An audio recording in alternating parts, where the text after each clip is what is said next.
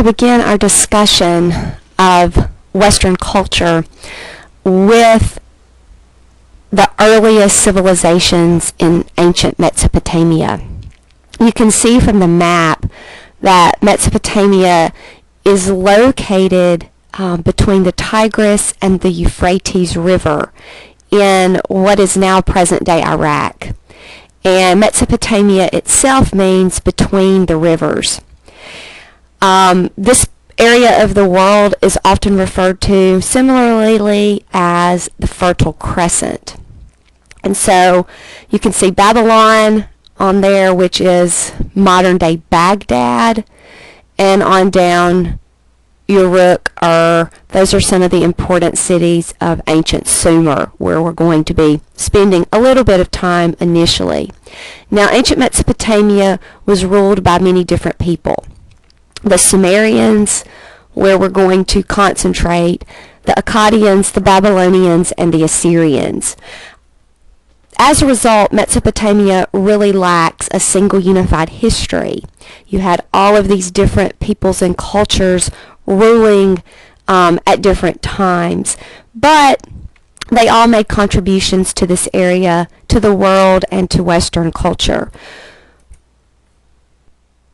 What we're mostly going to be concerned with, though, for our purposes in this course is Sumer, ancient Sumer, and specifically ancient Sumer beginning around 3500 BC and ending at about 2350 BC. As I said, this is modern-day Iraq, ancient Sumer is, and in this part of the world, the land is relatively flat, and so dikes and canals were needed to keep rivers from flooding during the rainy seasons. So, as a result, small villages formed around these agricultural areas as people came to build the dikes and the canals and stayed and farmed. Slowly, the small villages grew and became larger towns. And so these towns and villages were governed by rulers who were considered to be intermediaries between the people and the gods. So that's an important thing to sort of remember as we start looking at ancient civilizations. The Sumerians believed that that their ruler was divine, but that their ruler was to be an intermediary between themselves and the gods, a go-between, sort of, is the best way I can sort of couch it in 21st century terms. So that's sort of the way that they thought about their ruler, which is pretty significant, because if you feel like your ruler is an intermediary between you and a higher power, obviously your ideas and your reverence and your obedience to that ruler is going to be different than, say, today, when most 21st century cultures don't believe that that whoever is in leadership position over their country has any sort of connection to God. The difference would be in some parts of the Muslim world today, where their leaders in some of those countries are still very much considered to be tied to their religion. And this was the case of Sumer. Now, one of the most important developments in ancient Sumer during these early years was the first system of writing. It was developed at Uruk, or sometimes that's referred to as Warka, around 3300 BC. And you can see an example of it here. It's called cuneiform. And basically cuneiform are just these wedged shaped markings made on wet limestone or wet clay, so on tablets, and then they were baked, and then they were hardened. And developing a unified system of writing was very important for several reasons. The most important, perhaps, beyond the obvious of communication, was economics.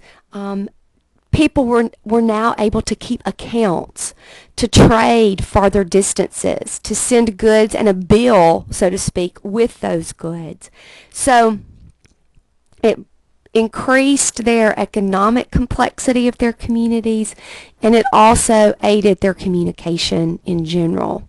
Now this next slide is interesting in that you can see that cuneiform didn't stay static, it developed. So on the left-hand column you see the earliest examples of cuneiform in 3200 BC.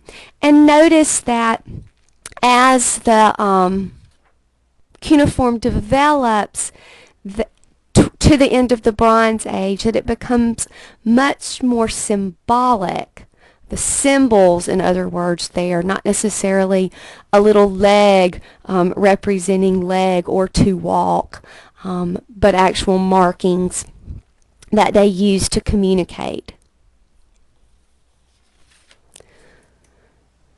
Now, I mentioned that the Sumerian people believed that their ruler, their king, was an intermediary between themselves and the gods. And the gods here is important in understanding their religion.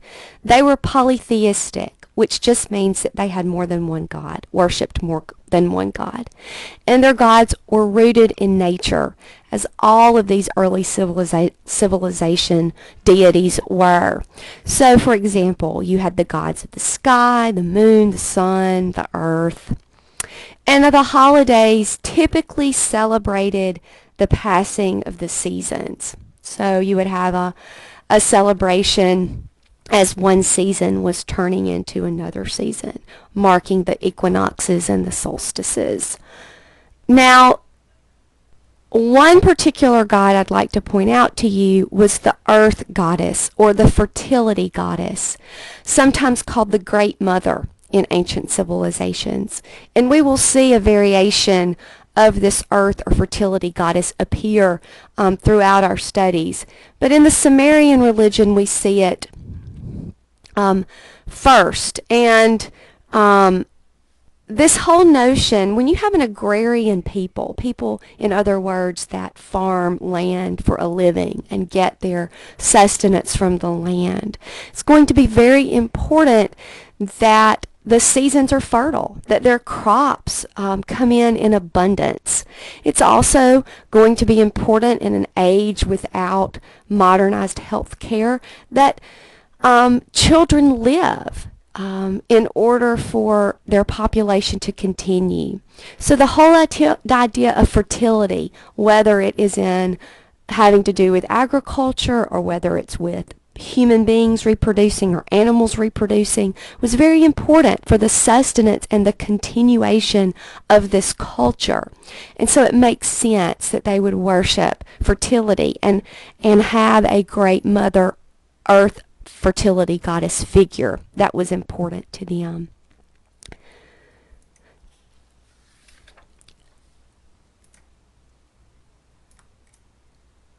There, I was trying to get the picture to pop up. This is an example of an early piece of art from the Sumerian culture, and she's called the Lady of Orca. And she is early on in this period, 3500 to 3000 BC. We're not sure exactly when, but sometime around in there. We think perhaps that this lady is a representation of Inanna, the goddess of love and war. So again, that idea of fertility and the idea of, they need to carry on their cultures. And also, as I said at the very beginning of the slide presentation, Sumer was ruled by different peoples from or Mesopotamia rather, from the Sumerians to the Akkadians, the Babylonians, and the Assyrians. And so they fought. And so you can see how it would be important for them to worship a goddess of war. Interestingly, and you may not think so in your 21st century eyes, but she's considered the Mona Lisa of Sumerian art, sort of the high point of Sumerian art. And just a little side note, the Lady of Orca resided for years in the Iraqi National Museum. But in the spring of 2003, during Saddam Hussein's overthrow, she was stolen from the museum, but she was recovered later that year in September, just a few miles north of Baghdad, and then was returned. So that's sort of interesting side bit about the Lady of Warqa. And I also want to finally show you a temple, a classic Sumerian temple, and these are called ziggurats. Now, this is the ziggurat that is a model of what was found at Ur. And for any of you who are Christians and who remember your Bible stories from Sunday school, a very famous Jewish and Christian figure was from Ur, and that was Abraham. Abraham in the Old Testament that was a resident of Ur. And so this is a temple or a shrine that would have been very typical of what they would have worshipped, how they would have worshipped during this time period. So at the very, very top of the temple, the priest would have gone up to worship and to convene with the gods. So that's just a little overview of Sumerian culture. And the next thing we're going to do is to turn and talk about a specific text that comes out of this time period, and that's the Epic of Gilgamesh.